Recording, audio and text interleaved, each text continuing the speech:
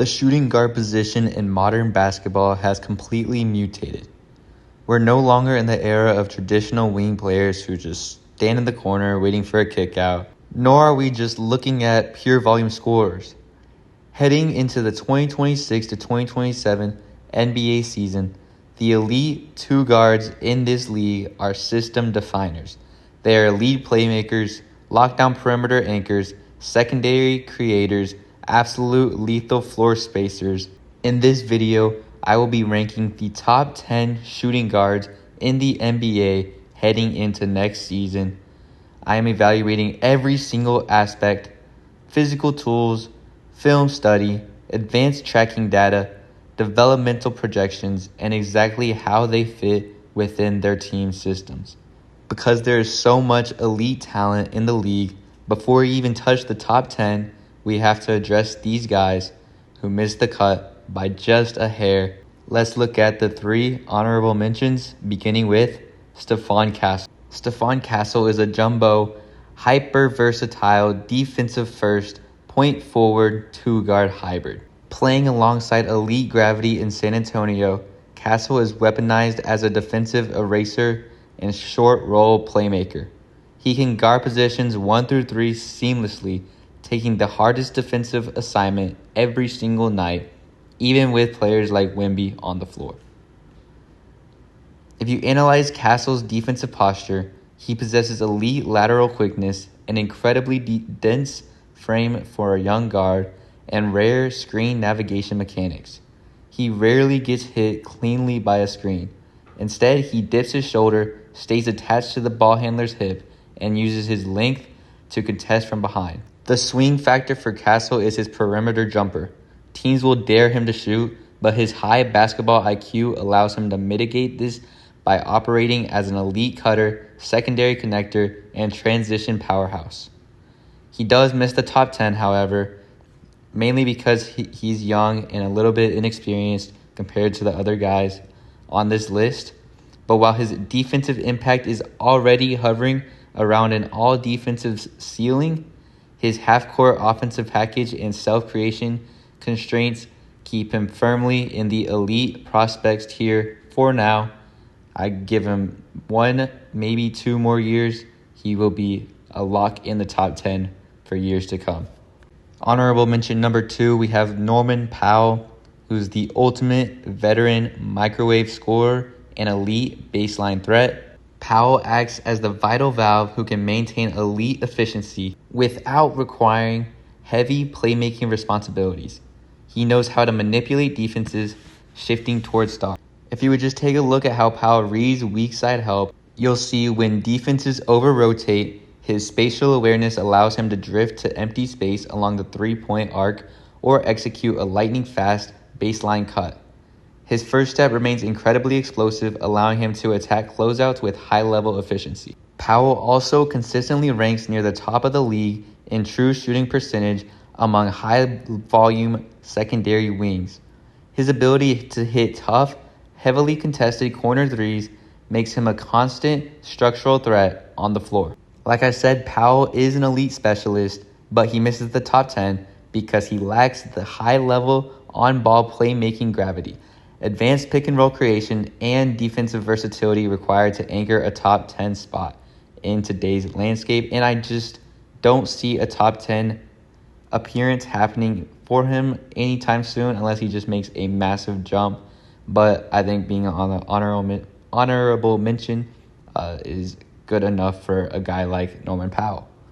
Our last honorable mention before we get to the top 10 is Keyonte George, who just had an incredible season, an incredible breakout year for him, and I just hope he continues to grow and continue breaking out. But the dynamic combo guard scoring engine with high-level pull-up gravity is what Keyonte George archetype is all about. George represents the future of Utah's backcourt infrastructure along with Darren Peterson. He's transitioning from a raw, high-turnover rookie into a calculated, multi-level scoring guard who commands defensive attention.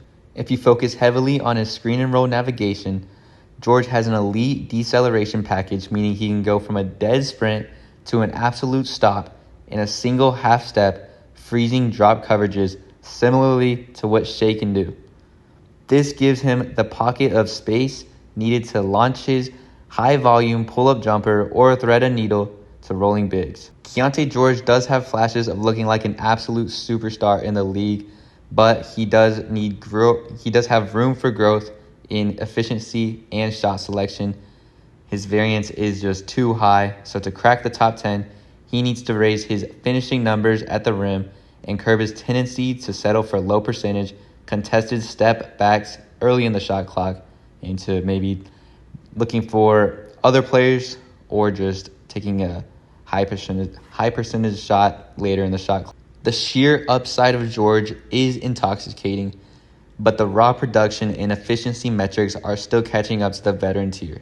He's on track to make a top 10 appearance, but not quite there yet. I think you give him one more year and he'll be there, maybe even a top 8, top 7 spot. We're entering the top 10, and we're going to start at number 10 with Dyson Daniels. Daniels averaged 11.9 points, 6.8 rebounds, 5.9 assists, 149 total steals with 1.96 steals per game. He only shot 18% from 3, though, which is why he's not anywhere higher, and he barely made the list because of that. Dyson Daniels is a defensive anomaly. Standing at 6'8", with a massive wingspan, he treats perimeter defense like an art form. Last season, his advanced defensive metrics were staggering, posting a 2.02 D LeBron, which put him in the absolute 96th percentile of the entire league. He finished second in the NBA with 149 total steals, almost 2 per game, as I mentioned. He is a premier isolation defender who can systematically dismantle an opponent's primary action. If you watch how Daniels handles screens, he doesn't just navigate through them, he absolutely destroys them. His screening defense metrics jumped from the 39th to the 79th percentile last year. He just has a rare ability to recover ground instantly, using his rear contest length to block or alter mid-range pull-up. The mainstream narrative around Dyson Daniels is that he is a non-factor on offense, but that is kind of a lazy analysis, although he doesn't even average 12 points a game. So if you look at stats, look at box score, I get it, but let's not just do that. Last year, he quietly evolved into a highly effective secondary playmaker, dropping 5.9 assists per game, which is 449 total on the season. His LeBron crossed into positive territory at plus 0.16 for the first time because he became a brilliant short roll passer and a physical offensive rebounder. He has 2.42 offensive boards per game, which is 89th percentile for all guards. So he may not be scoring like other guards on this list, but he's still incredibly impactful on the Atlanta Hawks. Now on to some bad news. We have to talk about the shooting. The jump shot completely cratered last year to an anemic 18.8% from behind the arc. This creates a fascinating tactical problem. He has virtually zero perimeter gravity, which is in the 12th percentile, meaning defenses completely ignore him out there, which can not contribute well to his team. If Daniels can even climb to a respectable 30% or maybe 32, 33% from 3, or completely lean into becoming a downhill rim pressure, he will go from an elite role player to a multi-time all-star. His defense keeps him in the top 10. His shot determines if he can enter the top 5. If he can just score a few more points per game, if he can fix his three-pointer, maybe we'll have him in the top 8. If he can't even do that, if his defense falls off just a little bit, he might not be in the top 10. It can be a very big hit or miss for Dyson Daniels next season. We're on to number 9, where we have 6'8" Josh Giddey. Josh Giddey defies the traditional shooting guard mold. Like I said, he's 6'8", but he plays the 2 guard, visually like an old school point guard, serving as a primary or secondary engine who can completely dictate the tempo of an offense. In Chicago's system, Giddey is weaponized in transition and high post actions. Because of his size, he creates severe positional mismatches against smaller, traditional shooting guards who can't handle his physical frame when he drives downhill into the paint. Giddey's processing speed is elite. If you watch his head on the drive, he manipulates weak side defenders with his eyes. The second a defender cheats even an inch away from the corner shooter to protect the paint, Giddey unleashes a laser wraparound or live dribble skip pass. His out-of-bounds baseline passing alone is worth points every single game. He's incredibly experienced and incredibly impactful for the Chicago Bulls. Giddey consistently flirts with triple-double production due to his elite rebounding capacity for a guard and high-volume assist numbers. He controls the glass, allows his team to instantly push without waiting for an outlet pass, and generates high-value corner looks. Much like Dyson Daniels, Giddey's limitation lies in his scoring efficiency and shooting gravity. When teams back off him in drop coverage, his lack of an elite pull-up jumper forces him to rely heavily on a complex floater package. Defensively, while he uses his size well to clear boards, quicker guards can attack his lateral movement in space, but he's proven over the last year or two that he deserves a spot in the top 10. Like I said, he flirts with triple-double numbers pretty much every single game. He's grown incredibly since he left OKC, and he's a huge impact on the Chicago Bulls. We're on to number 8 on this list, where we have Desmond Bane, who possesses one of the most unique physical profiles in the league, which, despite having a shorter wingspan relative to his height, his immense core and upper body strength allow him to play an incredibly physical brand of basketball on both ends of the floor. Bane is one of the premier movement shooters on earth. He doesn't just catch and shoot. He sprints off pin downs, flares out to the wing, and maintains pristine footwork and balance while stopping on a dime. His presence on the floor warps defensive spacing completely because you cannot leave him for a split second. Over the last few seasons, Bane has violently expanded his game past being just a scorer or a shooter. He has developed a highly polished secondary pick-and-roll game. When defenses over-index on his shooting and run him off the line, he uses his strength to muscle his way into the paint, absorbing contact and finishing through bigs or making a smart kick out. On the less glamorous side of the ball, Bane is a rock. He can't be bullied by bigger wings because of his strength, and he uses his low center of gravity to hold his ground in post-up switches. Now, playing next to an explosive playmaker, Bane is the ultimate release valve. The gravity generated by inside rim pressure opens up massive windows for Bane to incinerate teams from deep. He is a plug-and-play max player who impacts winning at the highest level. He did it when he was in Memphis. He's doing it in Orlando, and he is an incredibly impactful player once again, and he fits perfectly well in Orlando as he did in Memphis, and I love him here, and I don't know how much higher he has a possibility of climbing on this list, but I don't see him falling off anytime soon. He might move up one higher, he might go down one lower, but he should always stay in the top 10 for the next couple of years. We're into the top 7 now, where we have Austin Reaves, who is a masterclass in pace, footwork, and basketball IQ. He isn't the fastest guard on the list. He's not the most vertical, but he is arguably one of the most efficient half-court creators in the middle tier of guard. Reaves plays with an exceptional understanding of leverage. If you watch his pick-and-roll film, he loves to get his defender on his back or hip and keep him there. He waits for the big man to commit, uses subtle head fakes and ball fakes to get defenders in the air, and excels at drawing high-value free throw attempts. Reaves operates with highly polished, true shooting metrics because of his balanced shot profile, high percentage rim attempts, elite free throw volume, and efficient spot-up three-point shooting. He is once again an advanced analytics dream because he rarely takes low-value, mid-range contested shots. In his role with LA, Reaves carries a heavy load as a high-level secondary playmaker.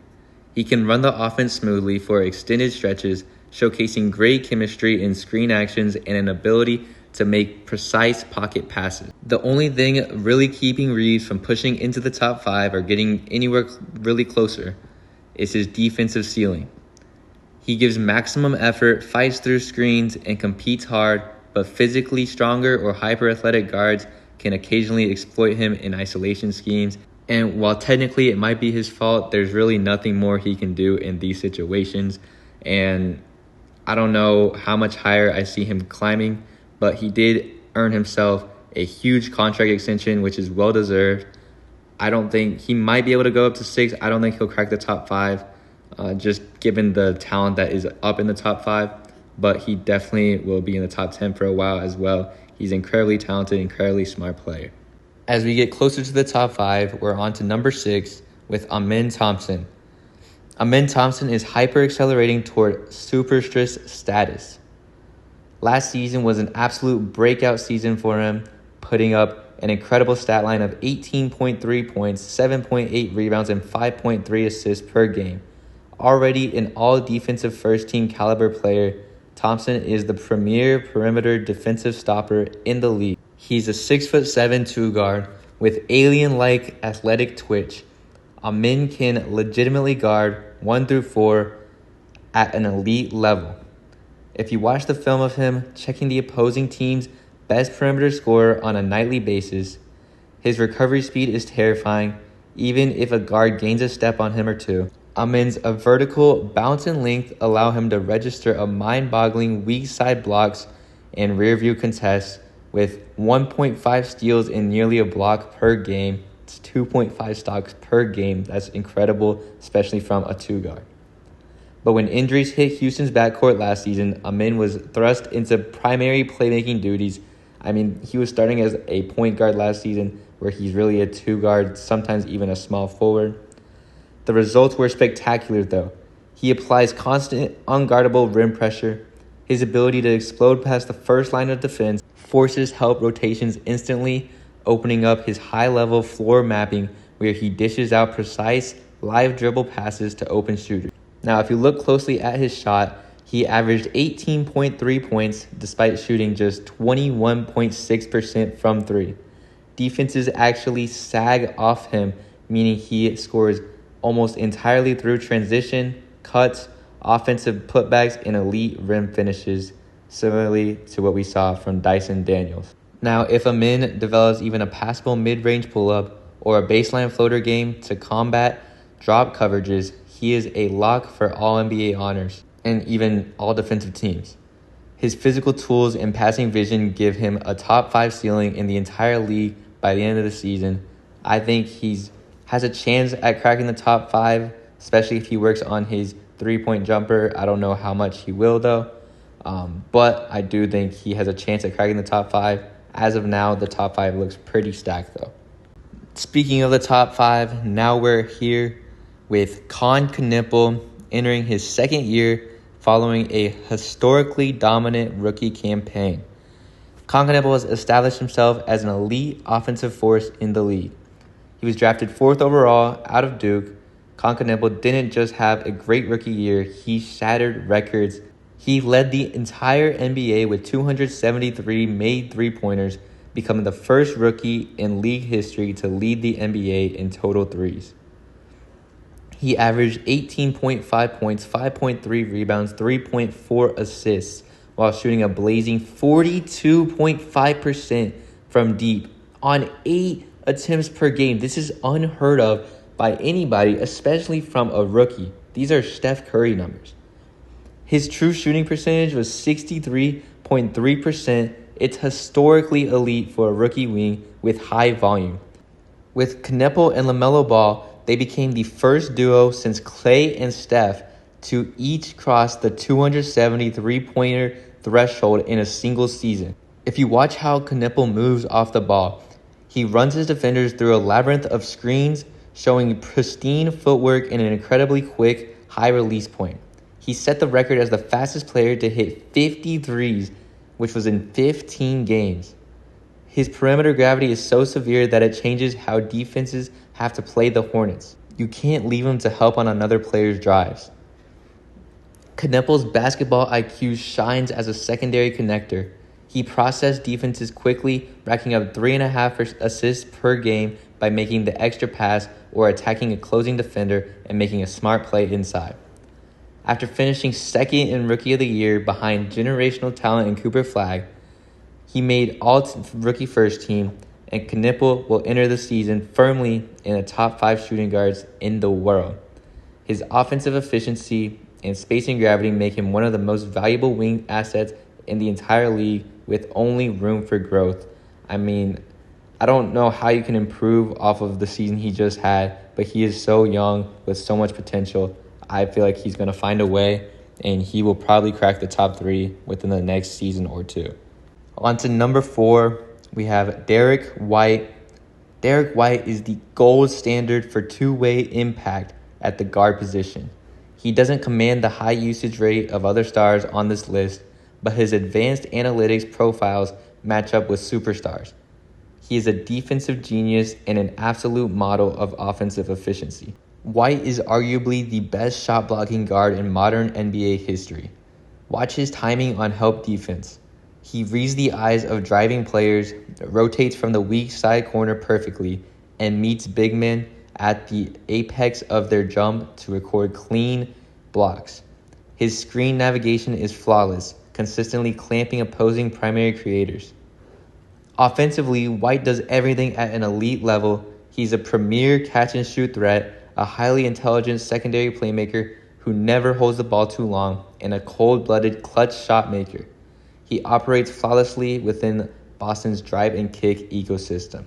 Although I will admit there are times where he is a bit inconsistent, but that happens with every shooter for the most part.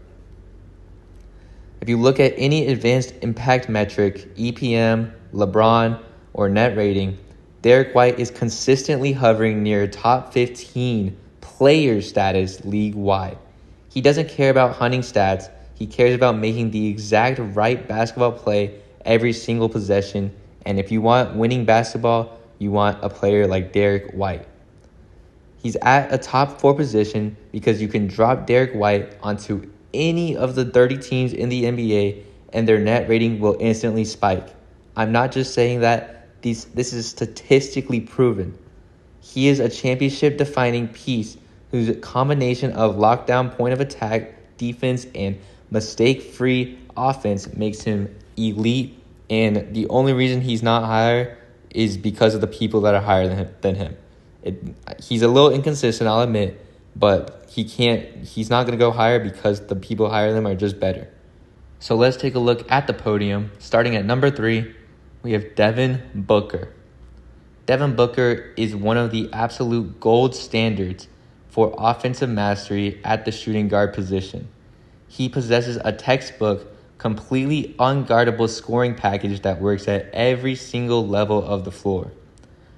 DBook's mid-range game is pure art. If you watch his footwork when he gets into the mid-post or operates off an elbow screen, he utilizes subtle bumps to create separation, stays perfectly balanced on his axis, and possesses a high, unbothered release point. Whether it's a fadeaway, a step back, or a hard drive to the rim, his footwork is flawless.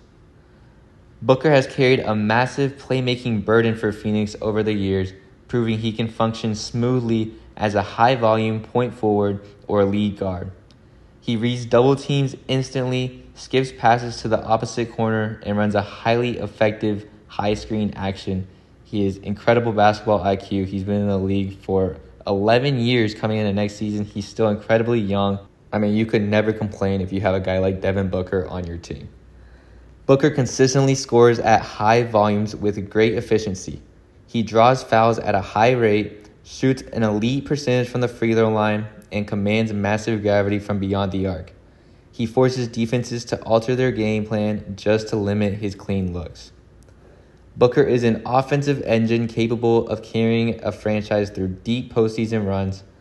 His combination of elite self-creation, high-volume scoring, and involved floor leadership keeps him locked firmly in the top 3 group of shooting guards. I just think the guys in the top 2 are just better players than him. I don't think there's anything more that DBook could do to get up there unless one of these guys just falls off incredibly or unless Booker just has an MVP level season. At number 2, we have Donovan Mitchell, who is an unstoppable offensive engine. Donovan Mitchell is a dynamic force of nature. He combines elite, explosive athletic power with some of the deepest three-point shooting range in the world. As a primary scoring option, Mitchell can completely carry an offense for entire months at a time. However, he just got James Harden last season with a possibility of getting LeBron James, so the burden of being a primary scoring option will be taken off his shoulders, which will ultimately help him throughout the season. Now, if you look at the film, Mitchell's first step is arguably the most explosive in the league. If a defender plays up on his three-point shot, he blows right past them instantly. What makes Mitchell truly elite is his deceleration and body control within the paint. He can drive at top speed, stop on a dime to hit a runner, or explode upward to finish over rim protectors. Mitchell shoots high-volume, unassisted three-pointers from deep behind the line. His pull-up game out of high pick and rolls is deadly, forcing big men to play way up at the level of the screen, which opens up the floor for easy dump-off passes to his rolling bigs in Evan Mobley and Jarrett Allen. Mitchell has evolved tremendously as a distributor. He is no longer just a scoring guard. He maps the floor beautifully, displaying great patience in wait-and-see actions and routinely finding weak-side target shooters.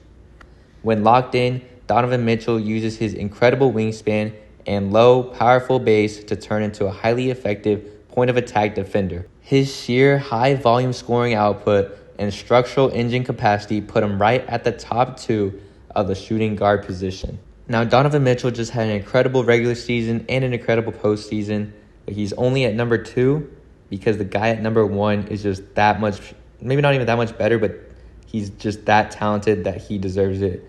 But there's nothing more Donovan Mitchell could have done, so it's not anything against him. It's just that number 1 is that much better, but there's really no reason to complain about it. Donovan Mitchell performed exceptionally well. He's the leader of a very good team, very stacked team. But at number 1 for the top 10 shooting guards in the NBA, we have the undisputed king of the shooting guards, Anthony Edwards. Anthony Edwards enters the 2026-27 season as the absolute blueprint for the modern two-way superstar. He combines Michael Jordan-esque vertical athleticism with a relentless competitive drive that has made him one of the premier faces of the entire league, let alone shooting guards. Edwards possesses a devastating athletic package. When he drives downhill, he doesn't avoid contact, he seeks it out, finishing through interior defenders or completely exploding over them for high-flying posters. But watch the defensive film to see what makes him number 1. Edwards is an absolute elite lockdown point-of-attack defender. When he decides to completely lock in on an opposing star, he uses his physical upper body strength and lightning-fast hands to completely disrupt their rhythm. Edwards has completely mastered the difficult art of self-creation. His step-back three-pointer has become an absolute staple weapon, allowing him to close out games in isolation situations. He thrives under the brightest lights, raising his production, efficiency, and defensive intensity during the high-stakes moments of the postseason. Beyond the raw box scores and advanced tracking analytics, Edwards possesses a rare, infectious leadership energy that completely transforms his team's structural identity. He demands excellence on both ends of the floor and actively wants the toughest matchups. He is such a young player. He's very experienced, though, and he's the leader of an incredible Minnesota squad that has a chance at making the finals next year. They've made multiple Western Conference Finals appearances with Edwards being the leader, and he's just going to continue to improve. At this exact moment, heading into the 2026 to 2027 season, Anthony Edwards represents the absolute ceiling of the position. He's a high-volume, efficient three-level scorer, an elite lockdown defender, and an alpha leader. He holds the undisputed number 1 spot on this list, and I just think he will be number 1 for a very long time, unless Knueppel maybe has something to say about it. But I think give him maybe the next 5 years, and Ant will probably still be at number 1 as long as no injuries occur. Other than that, that's going to wrap up my definitive deep dive breakdown of the top 10 shooting guards in the NBA heading into this upcoming season, from elite defensive locks like Dyson Daniels, Amin Thompson, and DWhite, to historic floor-spacing rookies turned stars such as Knueppel, all the way up to two-way superstars like Anthony Edwards. The shooting guard position is in an all incredibly healthy, deeply talented place. Let me know down in the comments who I ranked too high, who got completely snubbed, and what your personal top 10 looks like. Don't forget to like and subscribe and turn on notifications for more daily NBA content.